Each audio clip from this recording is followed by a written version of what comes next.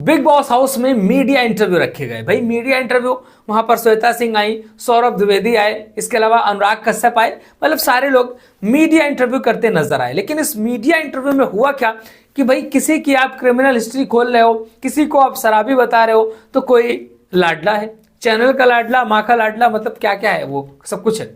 तो ये सारी चीजें होती नजर आ रही हैं।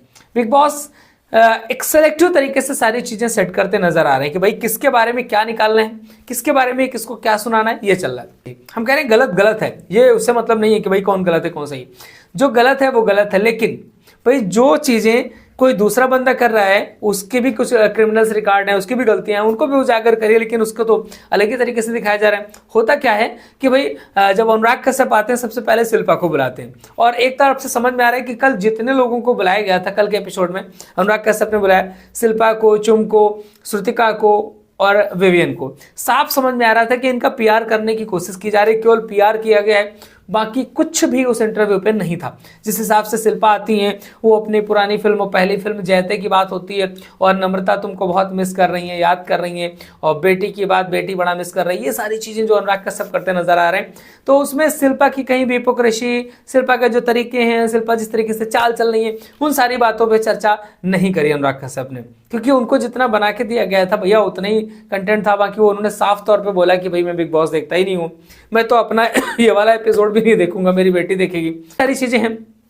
वहीं पर विवियन को बुलाया जाता है तो भाई उसको लाडला दुलारा प्यारा, भाई आप क्यों लाडले हैं, ये सारी चीजें उठाई जाती हैं। एक बार भी डोमेस्टिक वायलेंस की बात नहीं की गई जो वहां पर विवियन डिसेना ने करी। उसी जगह जब आप रजत दलाल को बुलाते हो तो उसके सारे क्रिमिनल हिस्ट्री केस, और ये क्या आपने किडनैप किया था, आपने ये किया था, वो सारे मुद्दे उखाड़े जा रहे हैं। वो चीजें सारे लोगों को पता है, लेकिन आखिर इन मुद्दों को वहां पर उखाड़ करके क्या करना चाहते हैं बिग बॉस के मेकर्स।